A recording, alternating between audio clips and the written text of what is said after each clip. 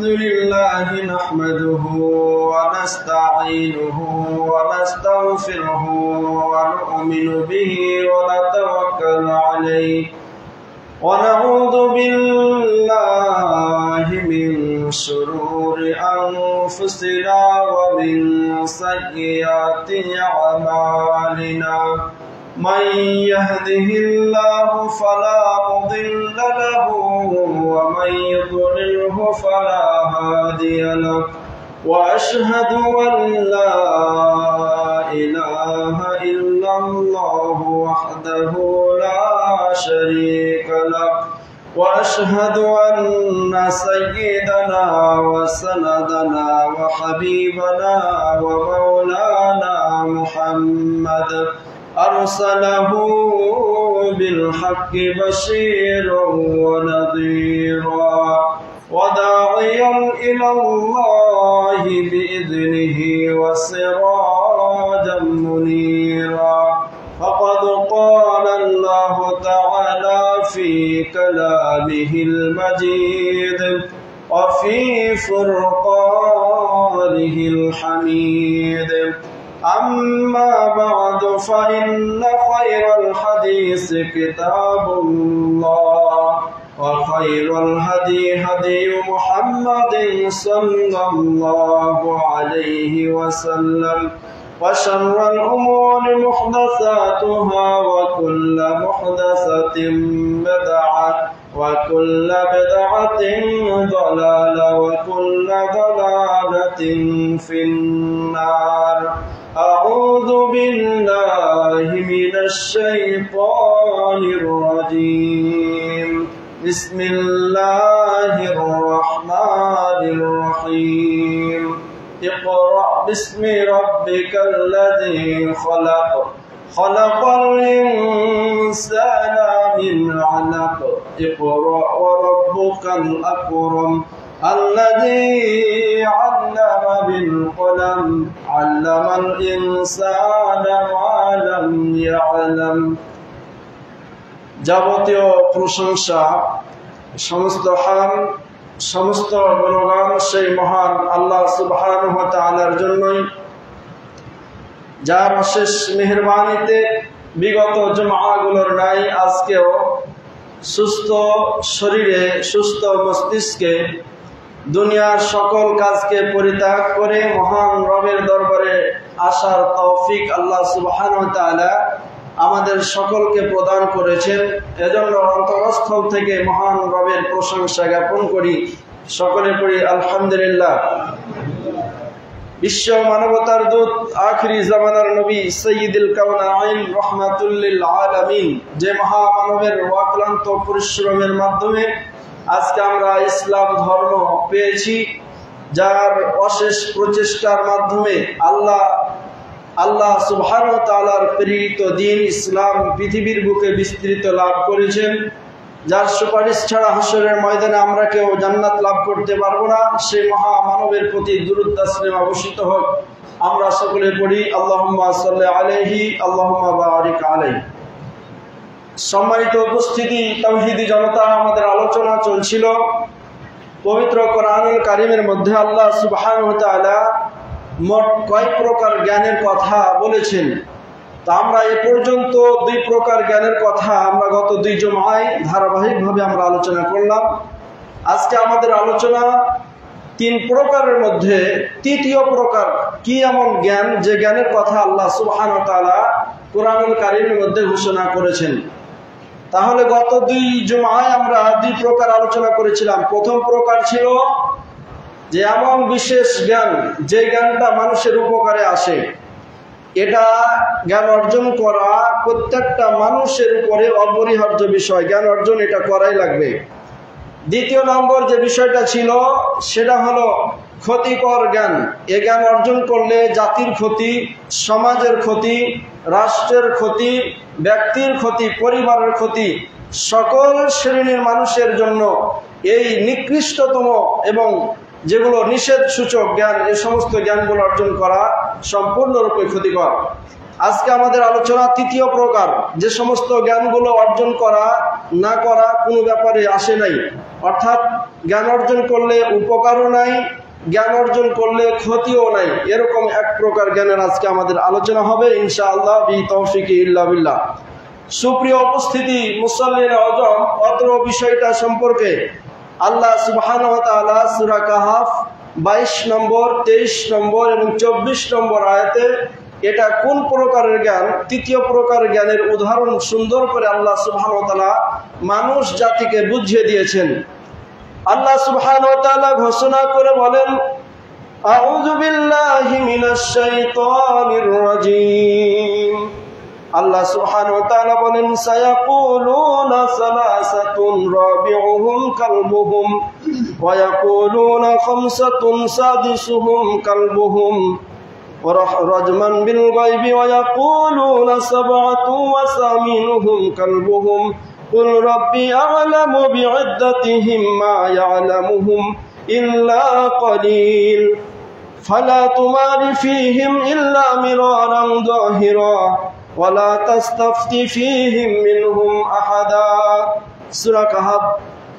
আল্লাহ সুবহানাহু ওয়া তাআলা 22 নম্বর আয়াতে ঘোষণা করে বলেন, সায়াকুলুনা সালাসাতুন, হে রাসূল এই তৃতীয় প্রকারের জ্ঞান এমন জ্ঞান যে জ্ঞানটার বিষয়ে কোনো জ্ঞান অর্জন করলে কোনো উপকারও নাই, কোনো ক্ষতিও নাই। তারা আসহাবে কাহাফ সম্পর্কে জিজ্ঞাসা করবেন। আসহাবে কাহাফ বলা হয় সেই সময়ে আল্লাহ রাসূল সাল্লাল্লাহু আলাইহি ওয়াসাল্লাম পৃথিবীতে আসার প্রায় 300 বছর আগের একটা ঘটনা। ওই আসহাবে কাহাফের সংখ্যা কতজন ছিল, তারা ওই যুবকগুলো কয়জন ছিল, কতজন ছিল এ সম্পর্কে তোমাকে জিজ্ঞাসা করবে। তারা প্রয়োজন ছাড়াই অহেতুকভাবে তোমার কাছে জিজ্ঞাসা করবে। সায়াকুলুনা সালাসাতুন, তারা বলবে ওই আসহাবে কাহাফের সংখ্যা ছিল 3 জন, রাবিউহুম কালবুহুম, আর তাদের চতুর্থ জন ছিল কুকুর।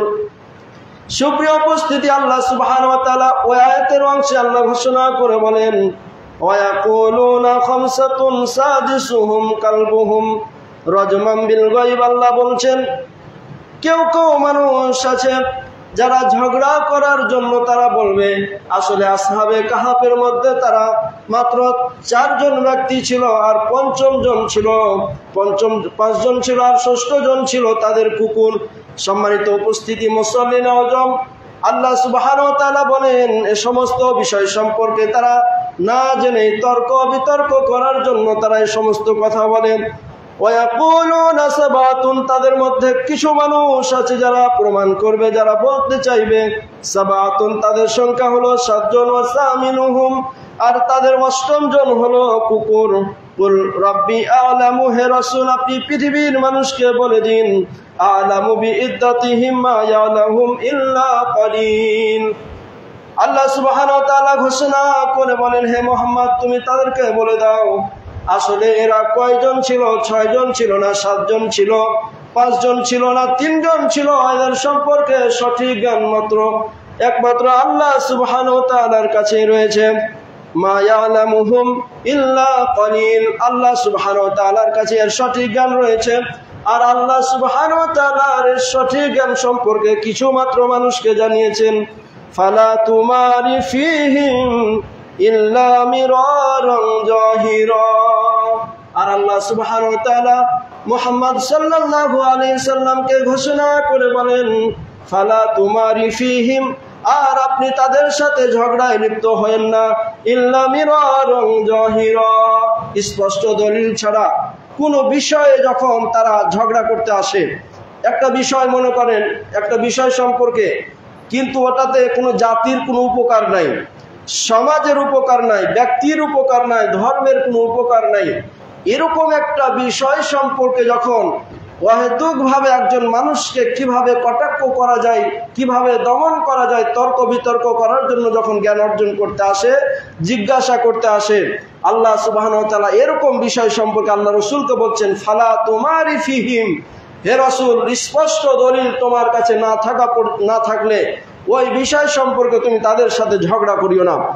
ওয়ালা তাস্তাফতি ফীহিম মিনহুম আহাদা, আর তুমি তাদেরকে আসহাবে কাহাফ সম্পর্কে তোমরা তাদের কারো কাছ থেকে জিজ্ঞাসা করিও না। মানে এই জ্ঞান সম্পর্কে জিজ্ঞাসা করা, এটা মানুষের জন্য কোনো কল্যাণকর নয়। অতএব আসহাবে কাহাফের এই যে 7 জন ব্যক্তি বা 5 জন ব্যক্তি বা 3 জন ব্যক্তি, এদের সম্পর্কে কাউকে জিজ্ঞাসা করার কোনো প্রয়োজন নাই।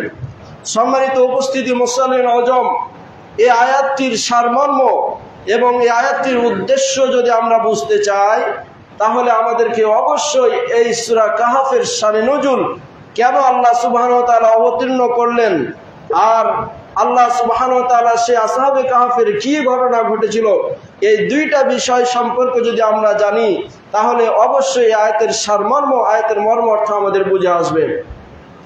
সম্মানিত উপস্থিতি, তাওহীদ জনতা, আমরা যদি আল্লাহ রাসূলের সেই সূচনা লগ্নের জীবনের দিকে যদি লক্ষ্য করি, তাহলে আমরা প্রতীয়মান হব সেই সময়ে আল্লাহ রাসূল সাল্লাল্লাহু আলাইহি সাল্লাম যখন ওহী প্রাপ্ত হলেন, আল্লাহ সুবহানাহু ওয়া তাআলা যখন তিনাকে ওহী দিলেন, ইলমে ওহী দিলেন, এই সময় মক্কার মানুষকে তিনি দাওয়াত দেওয়া শুরু করলেন। মক্কার মানুষকে দাওয়াত দেন, এক এক করে দাওয়াত দেওয়া যখন শুরু করলেন, সেই সময়ে থাকা কাফের লিডার এবং আবু জেহেল, আবু লাহাব, উতবা, সাইবা প্রমুখ মুনাফিক এবং মুশরিক মানুষেরা, নেতারা যখন এরকম অবস্থা দেখলো, আল্লাহ রাসূলের দাওয়াত দিন দিন উন্নতি হচ্ছে, মুহাম্মাদের দিকে অনেক মানুষ ইসলাম কবুল করে, তার দিকে অনেক মানুষ জমায়েত হচ্ছে, মুহাম্মাদের দিকে জমায়েত হচ্ছে, মুহাম্মাদের সমর্থনকারী হয়ে যাচ্ছে, এরকম অবস্থা যখন কাফের মুশরিকরা এরকম যখন দেখলো, তখন এরকম অবস্থা দেখে তারা চিন্তা করলো কিভাবে মুহাম্মদ সাল্লাল্লাহু আলাইহি সাল্লামের দাওয়াতকে কিভাবে বন্ধ করে দেওয়া যায়। আল্লাহ রাসূল সাল্লাল্লাহু আলাইহি সাল্লাম দাওয়াত দিচ্ছেন ইলমে ওহী পাওয়ার পরে।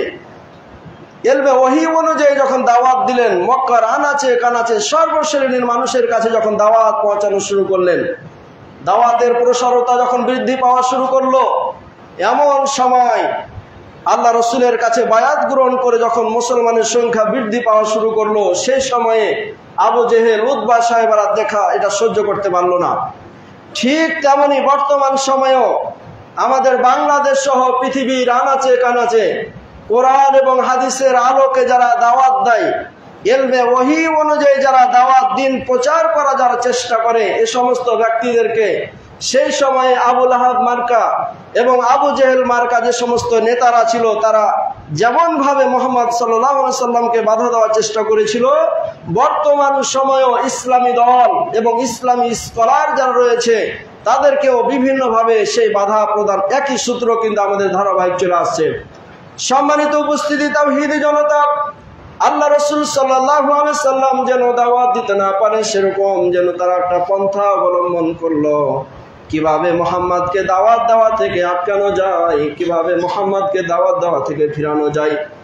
সম্মানিত উপস্থিতি, এরকম চিন্তা যখন করলো, সে সময়ে মক্কা থেকে চলে যাওয়া ইহুদির মধ্যে, ইহুদি অর্থাৎ মদিনাতে যে সমস্ত ইহুদি গোত্র ছিল, মদিনার মধ্যে যে সমস্ত ইহুদি জ্ঞানী ব্যক্তিরা ছিল, তাদের কাছে গেল, তাদের কাছে গিয়ে এই সমস্ত বিষয়গুলো জিজ্ঞাসা করলো। মুহাম্মদ নামে আব্দুল্লাহর বেটা, আব্দুল্লাহর ছেলে মুহাম্মদ নিজেকে নবী দাবি করছে, আল্লাহর পক্ষ থেকে ওহী আসছে দাবি করছে, এই মুহাম্মদকে কিভাবে দিন থেকে ফিরানো যায়, এই মুহাম্মদকে কিভাবে দাওয়াত দেওয়া থেকে ফিরানো যায়, সে আমাদেরকে বুদ্ধি দান করো। সম্মানিত উপস্থিতি, সেই মদিনার ইহুদি ব্যক্তিদের কাছে যখন, ইহুদি পাদ্রীদের কাছে যখন এই চিন্তা, যখন এই প্রশ্ন যখন নিয়ে গেল, সে সময় যে সমস্ত ইহুদি পাদ্রীরা রয়েছে, তারা বলল, ঠিক আছে, তুমি 3টা প্রশ্ন করবা, মুহাম্মদকে তুমি 3টা প্রশ্ন করবা, 3টা প্রশ্নের উত্তর যদি মুহাম্মদ দিয়ে দিতে পারে, তাহলে মনে করবা মুহাম্মদ সত্যি সত্যিকারে একজন নবী, আর যদি উত্তর দিতে না পারে, তাহলে জেনে রাখো মুহাম্মদ এমনিতেই শুধু নবুয়ত দাবি করেছে, নবী দাবি করেছে, অথচ সে সত্যিকারের নবী নয়। এরকম 3টা প্রশ্ন নিয়ে আসলো।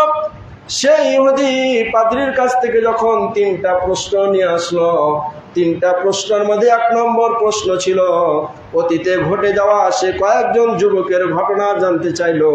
2 নম্বর প্রশ্ন ছিল সেই সারা পৃথিবীতে এমন কোন রাজা ছিল যে রাজা সারা পৃথিবীতে ভ্রমণ করেছিল।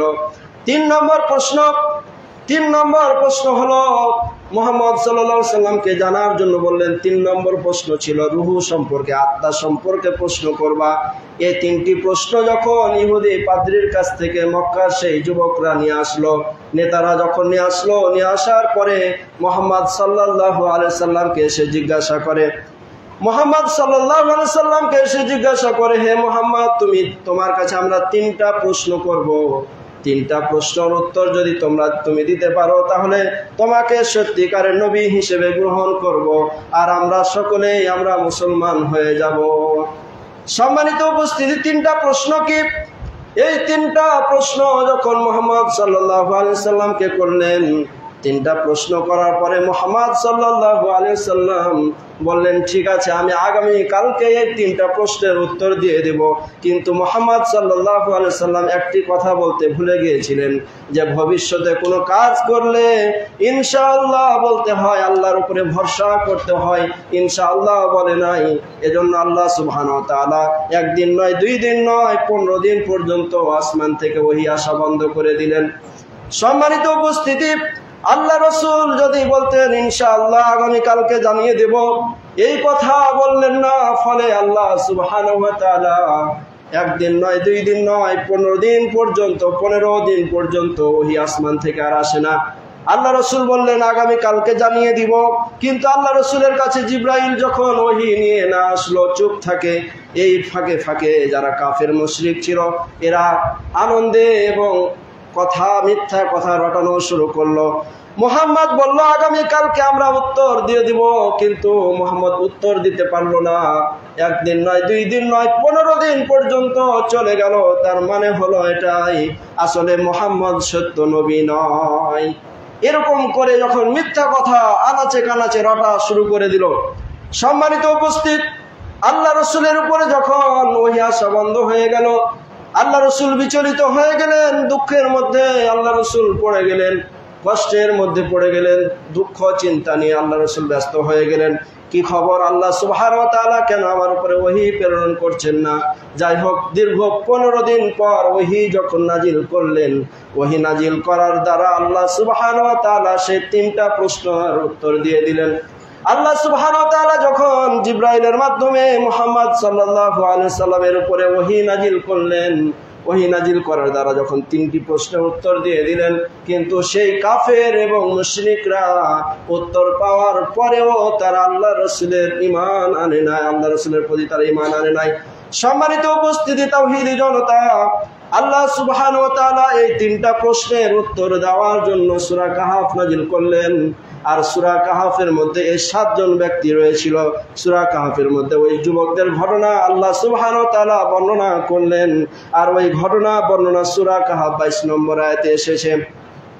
আল্লাহ সুবহানাহু ওয়া তাআলা জানিয়ে দিচ্ছেন, ওই 7 জন ব্যক্তি অথবা 3 জন ব্যক্তি, 4 জন ব্যক্তি, এদের সংখ্যা কতজন সেই বিষয়টা জানা তোমাদের কোনো প্রয়োজন নাই। এর জ্ঞানের এটা একটা অপ্রয়োজনীয় জ্ঞান, এটা ঈমানেরও কোনো লাভ হবে না, আর ঈমানেরও কোনো ক্ষতি হবে না। কিন্তু তারা মুহাম্মদ সাল্লাল্লাহু আলাইহি সাল্লামকে কিভাবে আটকে দেওয়া যায়, কিভাবে তাকে বন্ধ করে দেওয়া যায়, কিভাবে তার দাওয়াতকে বন্ধ করে দেওয়া যায়, কিভাবে ইসলামকে আটকে দেওয়া যায়, কিভাবে ইলমে ওহীকে বন্ধ করে দেওয়া যায়, সেই পায় তারা চিন্তা করে তারা এরকম ভাবনা তারা নিয়েছিল। কিন্তু আল্লাহ সুবহানাহু ওয়া তাআলা ঘোষণা করে বলে দিয়েছেন, আল্লাহ সুবহানাহু ওয়া তাআলা আল্লাহর জমিনে দ্বীন প্রতিষ্ঠা করার জন্য আল্লাহ সুবহানাহু ওয়া তাআলা যখন যেভাবে যেই পদ্ধতিতে চান, যার মাধ্যম দিয়ে চান, আল্লাহ সুবহানাহু ওয়া তাআলা সত্য বিধানটা মানুষের মাঝে প্রকাশ করতে চান। এজন্য কাফের, মুশরিক, লিডার, এ সমস্ত নেতা, সারা পৃথিবীর মানুষ যদি এক জায়গাতে হয়ে যায়, কোনো মানুষের ক্ষমতা নাই আল্লাহ সুবহানাহু ওয়া তাআলার ইলমে ওহী, আল্লাহর দ্বীনকে, আল্লাহর সেই নূর, আল্লাহর সেই দ্বীন ইসলামকে সেটা বন্ধ করে দেওয়ার মতো ক্ষমতা কারো নাই। বাস্তব প্রমাণ যদি দেখতে চান, বাস্তব প্রমাণ দেখতে যদি চান, আজকে আমাদের বাংলাদেশ ইউনিভার্সিটির দিকে দেখেন। সেই ইউনিভার্সিটিতে যে আজকে আমাদের শিবির ভাইরা ইসলামের পক্ষ নিয়ে ভোটে যে তারা জয় লাভ করেছে, তার বাস্তব প্রমাণ কিন্তু এটাই। বিভিন্ন দিক থেকে ইসলাম বিদ্বেষী দল যারা রয়েছে, তারা বিভিন্ন দিক থেকে এই জামাত ইসলামী সহ ইসলামী স্কলার, ইসলামী দল যারা রয়েছে তাদেরকে আটকে দেওয়ার চেষ্টা করছে। মিথ্যা অপবাদ দেওয়া হচ্ছে, মিথ্যা তহমাত দেওয়া হচ্ছে, বিভিন্ন রকমের কথা বলার মাধ্যম দিয়েও তারা চেষ্টা করছে কিভাবে তাদেরকে আটকে দেওয়া যায়। কিন্তু দেখেন, আল্লাহর পক্ষ থেকে যে সমস্ত বিধানগুলো জারি হয়ে যায়, আল্লাহ যেটা চান সেটাই হয়ে যায়। আল্লাহ সুবহানাহু ওয়া তাআলার চাওয়াকে, আল্লাহর দিনকে কেউ নষ্ট করে দিতে পারবে না। সম্মানিত উপস্থিতি, তাওহীদের জনতা, আমরা যদি আয়াতের শানে নুজুল দেখি তাহলে আমরা বুঝতে পারবো সেই সময়ে আসহাবুল কাহাফ সেই যে সমস্ত যুবকরা ছিল তাদের জীবনের দিকে যদি আমরা লক্ষ্য করি তাহলে আমরা প্রতীয়মান হব। সম্মানিত উপস্থিত, রোম সম্রাট, সেই সময়ে রোমের একটা শহর ছিল আফসুস নামক শহর, আর সেই শহরে একজন রাজা ছিল, রাজার নাম হলো দাকিউনুস। এই রাজা সারা জীবন ধরে মূর্তি পূজা করত। শুধু সেই মূর্তি পূজা করত বিষয়টা এরকম নয়, বরং তার অধীনস্থ যে সমস্ত প্রজারা ছিল সকল প্রজাদেরকে মূর্তি পূজা করাতো, এবং মূর্তি পূজা সেই সময়ে শিরিক এবং মুশরিকি, ইসলাম বিদ্বেষী যে ধর্ম ছিল সে ধর্ম প্রচার করত। এই সময়ে কেউ কোনো মানুষ যদি দাকিউনুস নামে এই রাজার বিরোধিতা করত, মূর্তি পূজার বিরোধিতা করত, তাহলে সে সময়ে তাদের সকলকে হত্যা করে দেওয়া হতো, এরকম চিন্তা ভাবনা তাদের ছিল। সম্মানিত উপস্থিতি, তাওহীদি জনতা, সেই সময়ে শহরের মধ্যে কোনো মানুষ যদি প্রবেশ করত তাহলে শহরের মধ্যে প্রবেশদ্বার, মেন গেট যেটা ছিল, সদর গেট যেটা ছিল, সেই সদর গেটের পাশে একটা বিশাল আকারে মূর্তি তৈরি করা ছিল। সে শাসকের নিয়ম ছিল কোনো মানুষ যদি এই শহরে প্রবেশ করতে চায় তাহলে সর্বপ্রথম তাকে এই মূর্তিকে সিজদা দিতে হবে, এরকম নীতিমালা ছিল। সম্মানিত উপস্থিতি, তাওহীদি জনতা, এরকম নিয়মের উপর দিয়ে দাকিউনুস নামক সেই স্বৈরাচার শাসক, ইসলাম বিদ্বেষী মুশরিক শাসক, সেই সময় তার প্রজা, তার রাজার রাজত্ব প্রচারণা করছিল। এমন সময় হযরতে ঈসা আলাইহিস সালামের যে সম্প্রদায় ছিল, যে অনুসারী ছিল, তাদেরকে আরবিতে বলা হয় হাওয়ারি। হযরতে ঈসা আলাইহিস সালামের যে সাথী বর্গ ছিল তার মধ্যে একজন সাথী চেষ্টা করলো, আমি কিভাবে এই আফসুস নামক শহরের মধ্যে প্রবেশ করতে পারবো, দাকিউনুস এই রাজার রাজত্বে আমি প্রবেশ কিভাবে করতে পারবো, এরকম চিন্তা ভাবনা করলো। সম্মানিত উপস্থিতি, তাওহীদি জনতা, ভিতরে প্রবেশ করবে, কিন্তু সে সময়ের তো নীতি ছিল শিরকি কাজ করে প্রবেশ করতে হবে, কিন্তু ইসলাম এবং মুসলিম এটা কখনো মূর্তি পূজা করবে এটা কখনো মেনে নিতে পারবে না। এই চিন্তা করলো কিভাবে প্রবেশ করা যায়, এই চিন্তা করলো। এক পর্যায়ে দেখলো ঠিক আছে, আমি আর ভিতরে প্রবেশ করব না, কিন্তু সেই শহরের আশেপাশে কোনো এক জায়গাতে একটা স্থান নিল। সম্মানিত উপস্থিতি, কোন এক জায়গায় ছোট একটা ঘর তৈরি করে সেখানে স্থান নিল, আর সেই স্থানে বসে বসে সে ব্যক্তি ইবাদত করা শুরু করলো। ইবাদত করার সাথে সাথে সে সময়ের এলাকার মানুষ যারা ছিল এই সমস্ত মানুষদেরকে আল্লাহমুখী করার জন্য, তাওহীদের দাওয়াত, আল্লাহর পথে পরিচালনা করার জন্য দাওয়াত দেওয়া শুরু করলেন, এক আল্লাহর দাওয়াত, তাওহীদের দাওয়াত দেওয়া শুরু করলেন। সে সময়ে একাধিক মানুষকে তাওহীদের দাওয়াত দিতে দিতে অনেক মানুষকে সে ব্যক্তি মুসলিম বানিয়ে নিল। সম্মানিত উপস্থিতি, মুসল্লিন আজম, সেই সময়ে সে যার স্থানে বসে ইবাদত করছিল, ইতিহাস লেখে শানে নুজুলের কিতাবের মধ্যে এসেছে, সে সময়ে সেই যে এলাকার মধ্যে ওই হাওয়ারি নামক ব্যক্তি ছিল, সে এলাকায় আল্লাহ সুবহানাহু ওয়া তাআলার পক্ষ থেকে বরকত এবং রহমত দ্বারা পরিপূর্ণ করে দিলেন। সে সময়ে যে সমস্ত মানুষরা মুসলিম হয়েছিল, মূর্তি পূজাকে ত্যাগ করে, মূর্তি পূজার যে ধর্ম ছিল সেই ধর্মকে ত্যাগ করে এক আল্লাহ তাওহীদের ইসলামকে যখন তারা কবুল করলো, এরকম কবুল করতেই থাকে। একদিন হঠাৎ করে সে রাজার শাহজাদা একজন, তার সে রাজার ছেলে একজন সুন্দরী ফুটফুটে এক নারীকে সঙ্গে নিয়ে সেই ঘরের মধ্যে প্রবেশ করলো। ঘরের মধ্যে যখন প্রবেশ করলো, প্রবেশ করার পরে সেই হাওয়ারি ব্যক্তি বলল, তুমি এই কাজ কেন করলা, তুমি এখান থেকে তাকে নিয়ে চলে যাও, তোমাকে এখানে রাখতে হবে না। সম্মানিত উপস্থিতি, তাওহীদি জনতা, এই কথা শোনার পরে রাজার ছেলে ওই নারীকে নিয়ে চলে গেল। তার কয়েকদিন পরে আবার নিয়ে আসলো। আবার যখন নিয়ে আসার পরে আবার ভৎসনা করলো। হাওয়ারি ব্যক্তি আবার গালাগালিজ করলো, তাকে বিভিন্ন কলা কৌশলে সেখান থেকে তাকে তাড়িয়ে দিল। সম্মানিত উপস্থিতি, তাওহীদি জনতা, এভাবে একবার করলো, দুইবার করলো, তৃতীয়বার যখন আবার আসলো, তৃতীয়বার যখন আবার সেই ফুটফুটে সুন্দরী নারীকে নিয়ে যখন ওই হাওয়ারির ঘরে প্রবেশ করলো, সে হাওয়ারি আবার নিষেধ করলো। কিন্তু এবার অলৌকিকভাবে একটা ঘটনা ঘটার মাধ্যমে সে রাজার ছেলে এবং সেই নারী এবং সেই মেয়েটার মৃত্যুবরণ হয়ে গেল। সম্মানিত উপস্থিতি, তাওহীদি জনতা, এবার রাজার ছেলে যখন মৃত্যুবরণ করলো, সেই জনগণ, সে বাড়ির আশেপাশে যে সমস্ত জনগণগুলো ছিল, এ সমস্ত জনগণগুলো চিন্তা করলো এবং রটানো শুরু করলো, এই হাওয়ারি নামক এই ব্যক্তিটাই রাজার ছেলেকে হত্যা করেছে। সম্মানিত উপস্থিতি, এরকম কথা যখন সে হাওয়ারি ব্যক্তির নামে যখন রটা শুরু হয়ে গেল, মানুষের কাছে, মানুষের মুখে মুখে যখন প্রচারণা শুরু হয়ে গেল, এরকম ঘটনা সে রাজার পর্যন্ত পৌঁছে গেল। রাজা পর্যন্ত যখন পৌঁছে গেল, রাজা এবার তার দলবল নিয়ে সে হাওয়ারি ব্যক্তিকে ধরে নিয়ে আসার জন্য আদেশ প্রদান করলো। সে রাজার দলবল যখন, এবার সেই রাজার দলবল সকলে মিলে যখন সে হাওয়ারি ব্যক্তিকে ধরতে গেল, কিন্তু ঘটনাক্রমে সে রাজার দলবল সেখানে পৌঁছার আগেই সে হাওয়ারি ব্যক্তি সেখান থেকে পলায়ন করেছে। সম্মানিত উপস্থিতি, তাওহীদি জনতা, রাজার কাছে যখন এই খবর গেল, তাকে তো ধরে নিয়ে আসা হলো না, তখন চিন্তা করলো তাহলে ঠিক আছে, রাগ আরো বেড়ে গেল। তাকে ধরে নিয়ে আসতে পারলে হয়তোবা একটা বিচার করা যেত, কিন্তু তাকে ধরে নিয়ে আসতে না পারার কারণে তার আরো অশান্তি এবং আরো অরাজকতা এবং তার মনের ভিতরে রাগ আরো বেশি সৃষ্টি হয়ে গেল।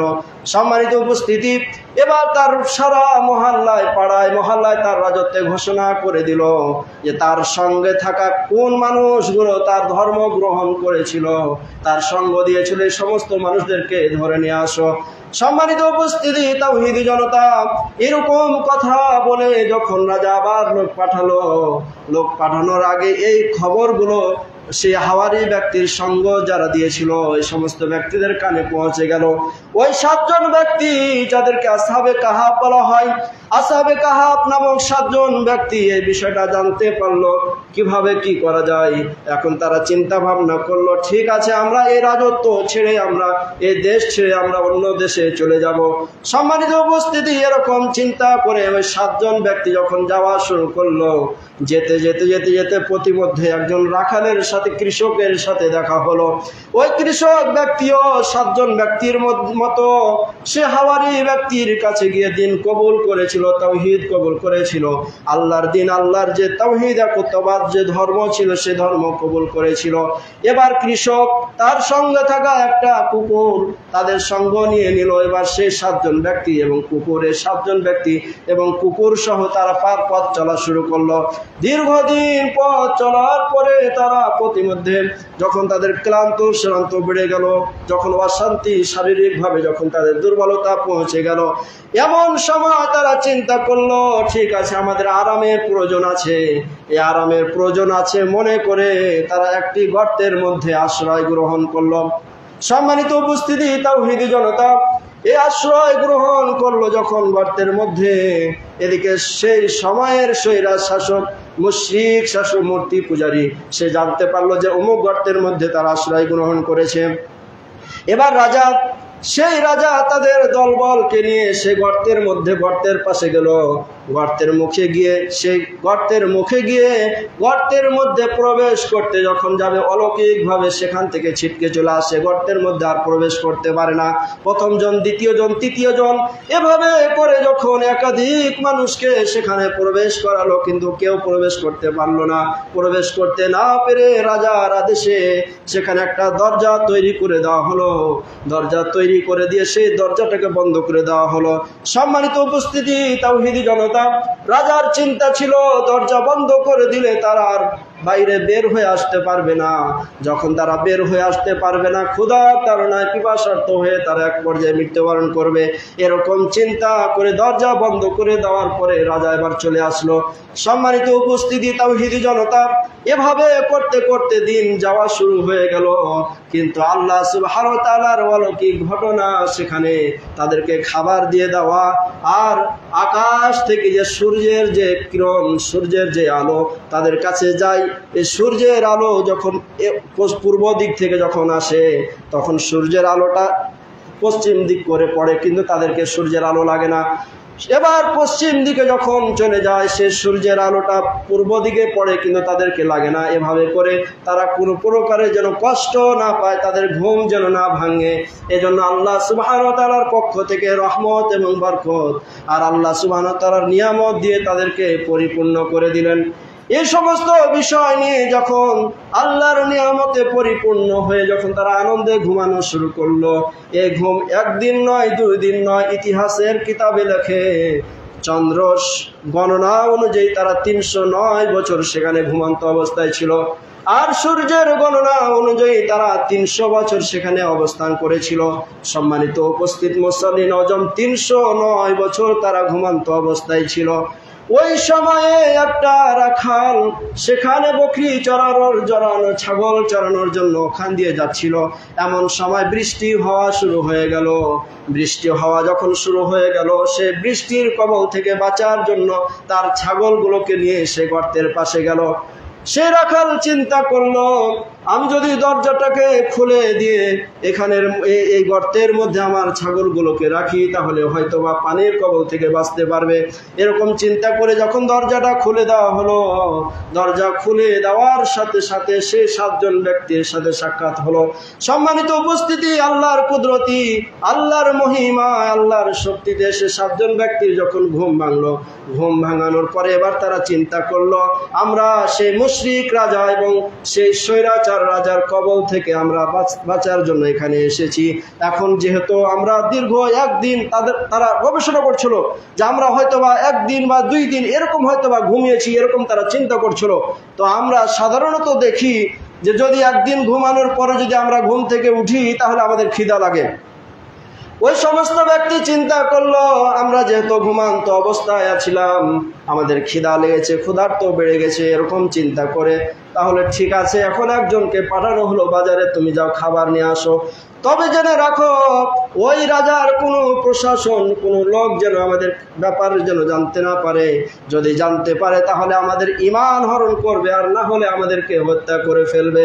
অতএব তুমি সাবধানতা অবলম্বন করে খাবার কিনে নিয়ে আসো, কেউ যেন জানতে না পারে। সম্মানিত উপস্থিতি তাওহীদি জনতা, 7 জন ব্যক্তির মধ্যে থেকে একজন ব্যক্তি চলে গেল বাজারে।